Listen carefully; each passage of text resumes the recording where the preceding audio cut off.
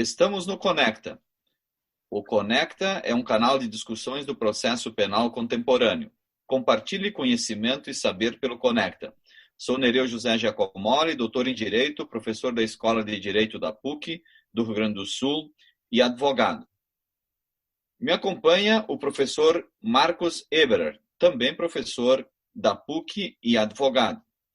Hoje continuaremos discutindo aspectos envolvendo o direito probatório que foram atingidos pelo projeto de lei anticrime, mais especificamente da lei anticrime, ou seja, especificamente a situação do artigo 156 do Código de Processo Penal em face do artigo 3º-A, introduzido pelo pacote anticrime. Ou seja, a atuação ex officio do juiz na definição de prova ou na busca da prova. E também sobre a cadeia de custódia da prova, que é uma novidade introduzida no nosso ordenamento jurídico. Conforme o artigo 156 do Código de Processo Penal, a prova da alegação incumbirá quem fizer a referida alegação. Mas o mesmo artigo 156 faculta ao juiz ordenar de ofício, mesmo antes de iniciada a ação penal, a produção antecipada de provas, sempre que as considerar urgentes, relevantes e observadas a necessidade, adequação e proporcionalidade da medida. Aqui, um problema seríssimo, ou seja, se o juiz, após o artigo 3º-A do Código de Processo Penal, ainda legitimamente poderá determinar a produção antecipada de provas. Por que este problema? Porque, segundo o artigo 3º-A do Código de Processo Penal, o processo penal terá uma estrutura acusatória. E o artigo 3º-A expressamente veda a iniciativa do juiz na fase de investigação e a substituição da atuação probatória do órgão da acusação. Ou seja, o juiz, segundo o artigo 3º-A do Código de Processo Penal, não pode mais ter a iniciativa probatória na fase de investigação. Então, o juiz não pode mais ordenar, mesmo antes de iniciar a ação penal, a produção antecipada de prova. Ou seja, na fase de investigação, é vedado ao juiz determinar a produção de provas, pois, segundo o artigo 3º, está vedada a iniciativa do juiz na fase de investigação. Então, esta é uma situação na fase de investigação. Outra situação é na fase de instrução processual penal. Ou seja, o artigo 3º veda a substituição da atuação probatória do órgão da acusação. Ou seja, o juiz não pode substituir o requerimento de prova, a postulação de prova, pelo órgão da acusação. Por que isso? Em face da estrutura acusatória do processo penal. Nós poderíamos discutir se a estrutura acusatória vedaria toda e qualquer iniciativa, seja ela subsidiária ou secundária. Mas eu estou interpretando o artigo 3º na sua literalidade, que veda o juiz de se substituir que o juiz substitua o órgão acusador. Então, o artigo 156 do Código de Processo Penal deve ser interpretado conforme o artigo 3º. Não só o seu inciso 1º, que trata da fase de investigação, mas também o inciso 2º do artigo 156, que autorizava até então, o juiz a determinar no curso da instrução, ou antes de proferir a sentença, a realização de diligência para dirimir dúvidas sobre ponto relevante. A doutrina já discutia se o juiz poderia determinar provas ex officio no decorrer do processo, estando em dúvida em face do indúbio pro réu.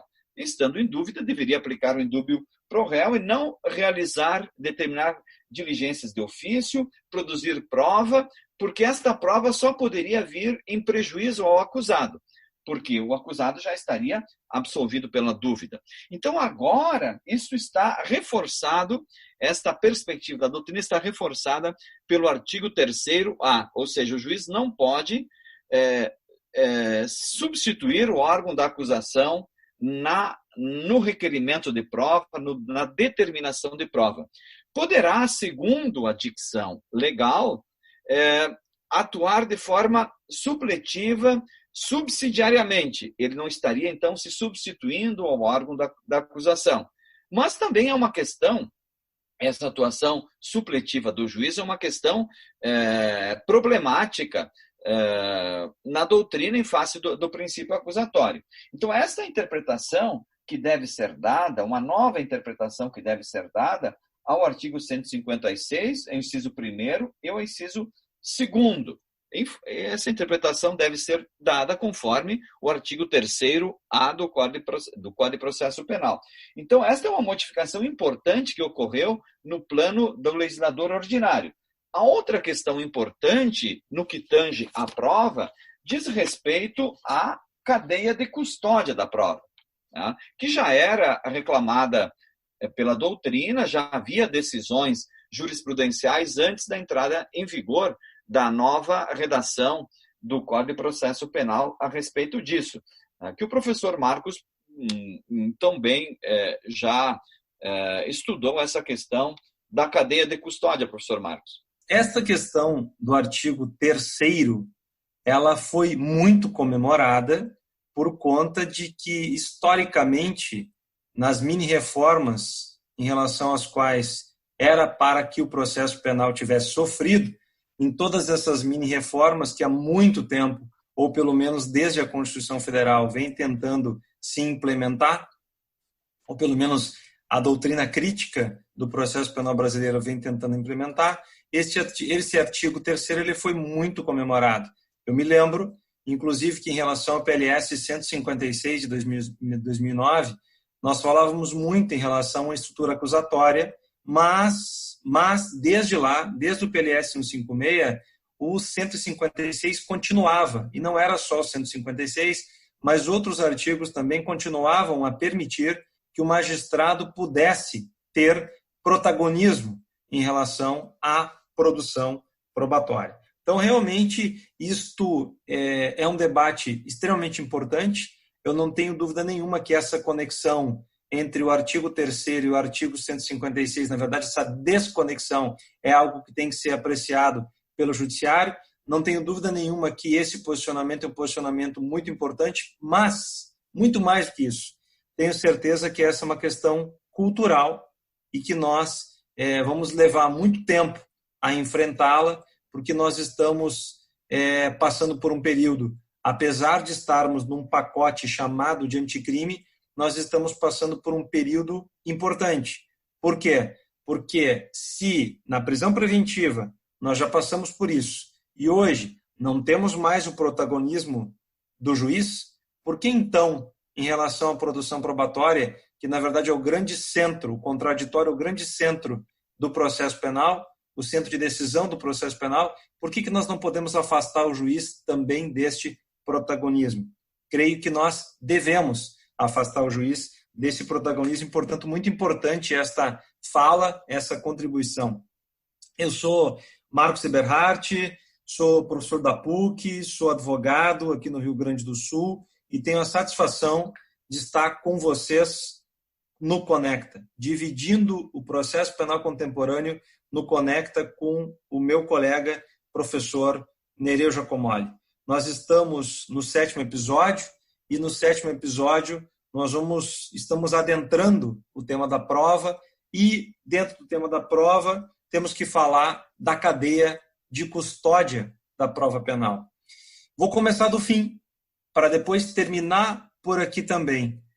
O Código de Processo Penal sofreu uma importante alteração no pacote anticrime, trazendo as disposições que estão no artigo 158-A, falando extensamente, pela primeira vez na história do processo penal, sobre a cadeia de custódia, numa tentativa de regulamentação da cadeia de custódia. Mas para quem está nos ouvindo, o que é cadeia de custódia?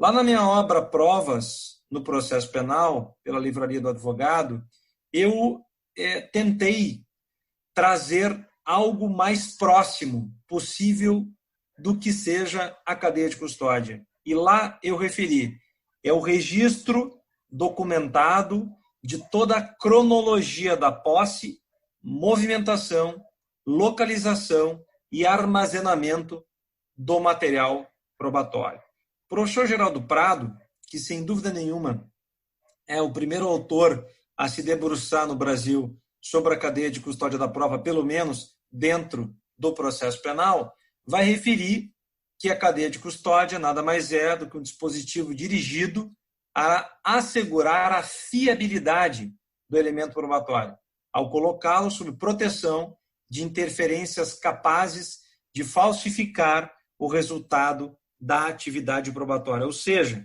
nós estamos falando aqui efetivamente de fiabilidade probatória, de fiabilidade da prova, de confiança na prova. Ou seja, esse tema envolve o que há muito tempo se dá o nome de restrições éticas em relação à liberdade probatória. Nós, se formos acompanhar o Código de Processo Penal que temos, vigente desde a década de 40 do século passado, nós vamos começar nesse Código de Processo Penal com uma liberdade probatória completa, em que o magistrado, dentro do guarda-chuva do livre convencimento motivado, podia tudo. Ou seja, não havia nenhum juízo a priorístico acerca da prova no processo penal. Tanto é verdade que, sucessivamente, o Supremo Tribunal Federal decidiu dessa forma, ou seja, dentro do guarda-chuva do livre convencimento motivado, deu ao magistrado a possibilidade de valorar a prova da forma como lhe conviesse. E, naquele ponto em que se podia discutir a fiabilidade de uma prova, por exemplo, uma gravação, que fosse uma gravação não autorizada pela legislação, ou o magistrado que se utilizou de uma confissão no curso do inquérito policial, o magistrado que se utilizou dessa confissão, o que poderia fazer o magistrado? Não se tocava em admissibilidade ou inadmissibilidade da prova. Desde a década de 40 até aproximadamente a década de 80, se tocava em livre convencimento motivado. Quando nós começamos a falar de inadmissibilidade da prova, mais tarde também nós paralelamente falamos de restrições éticas à prova. E eu não tenho dúvida que um dos pontos altos das restrições éticas à produção da prova está situado dentro da cadeia de custódia da prova. Daí a importância desse tema. O legislador processual penal, na história do processo penal brasileiro, professor Nereu, sempre foi extremamente tímido em relação ao tema da cadeia de custódia da prova. Tanto é verdade que a única disposição que poderia se aproximar do que é a cadeia de custódia estava lá dentro da busca e apreensão, no artigo 245, parágrafo 6º do Código de Processo Penal. Nós tivemos alguns registros em outros países nada tímidos comparados com o sistema brasileiro, como foi o caso da padronização do sistema de cadeia de custódia da Venezuela, do Chile, do México, da Colômbia e do Peru. No Brasil, nós temos, apesar dessa timidez legislativa, que agora sofreu um desencanto com o pacote anticrime, nós temos alguns precedentes importantes, e eu tenho certeza que o primeiro deles, da ministra Sucete Magalhães, é referente à operação Negócio da China, no habeas corpus 160.662 do Rio Grande do Sul. Neste habeas corpus, impetrado pela defesa de um dos réus, na época da resposta à acusação, este réu pediu ciência do conteúdo integral das interceptações telefônicas. E a Polícia Federal respondeu dizendo que a operadora de telefonia havia retornado seu ofício formalizando que não tinha mais o conteúdo integral dessas interceptações telefônicas. Foi daí quando o STJ tocou no tema da cadeia de custódia da prova e entendeu que, por violada a cadeia de custódia, essa prova era considerada prova ilícita, e prova ilícita merecia o desentranhamento. Evidentemente que desentranhando essa prova do processo, era essa prova que dava toda a base para o oferecimento da denúncia, se perdeu a prova. Dentro do processo houve a perda da prova em relação à materialidade, em relação à autoria. Está aí a extensão e a importância que esse tema tem no processo penal brasileiro. Numa operação, esse caso é do Rio Grande do Sul, numa operação também do Rio Grande do Sul, uma operação muito conhecida na Justiça Federal, em âmbito federal, que é a Operação Ouro Verde, uma operação que tratava lá com operações financeiras de dólar cabo. Esta operação passou pela Justiça Federal e já em sentença foi debatido o tema da violação da cadeia de custódia da prova. O que aconteceu?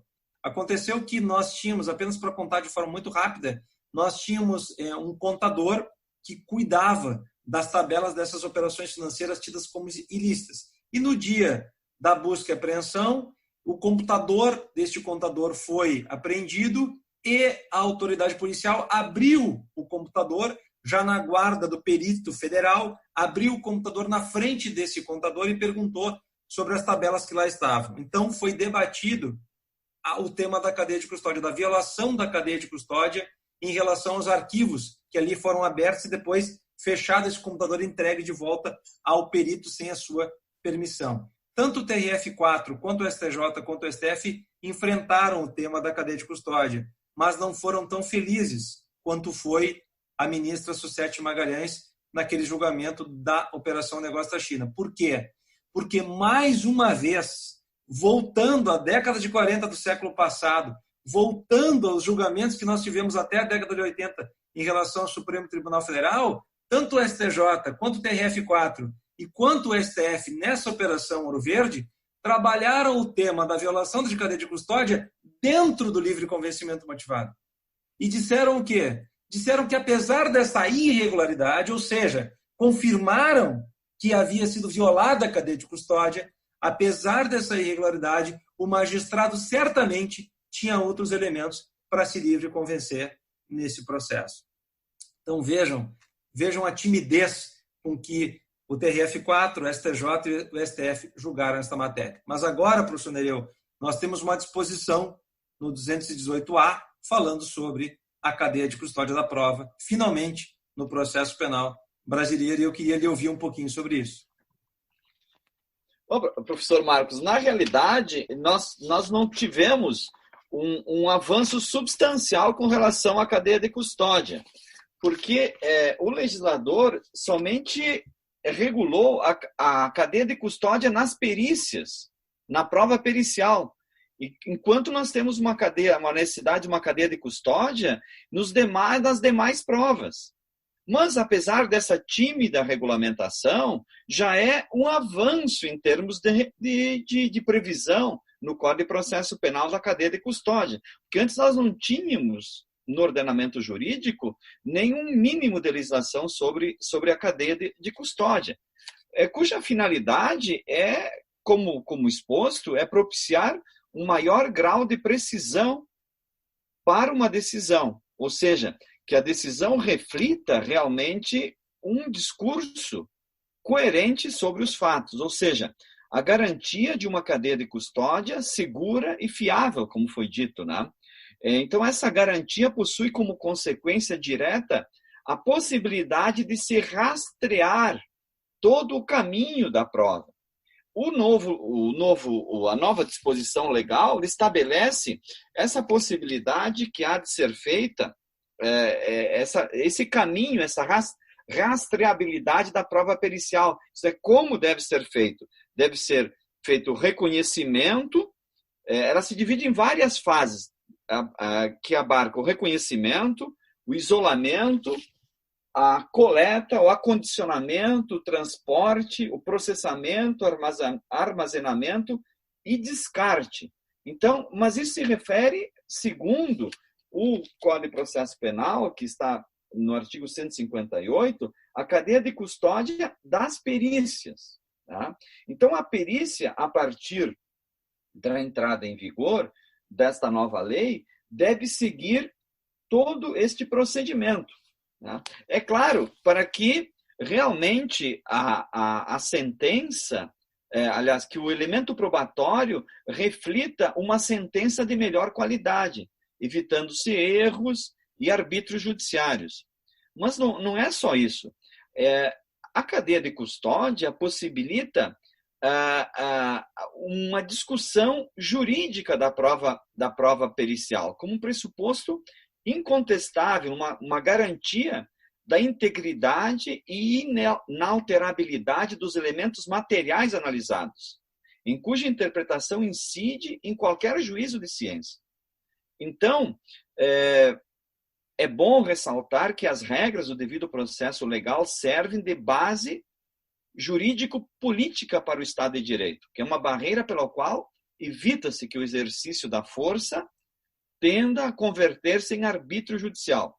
Então, a cadeia de custódia da prova pericial portanto, vista como um indicador epistêmico, o qual impacta direta e significativamente na atividade recognitiva dos juízes. Então, é importante que se estabeleça uma cadeia de custódia não só da prova pericial, mas de todas as provas, justamente para se dar credibilidade, embora haja uma presunção dos peritos oficiais, de oficialidade, uma presunção que admite prova em contrário realmente, mas a cadeia de custódia realmente que vai estabelecer a fiabilidade, a rastreabilidade, permitindo o contraditório da prova pericial.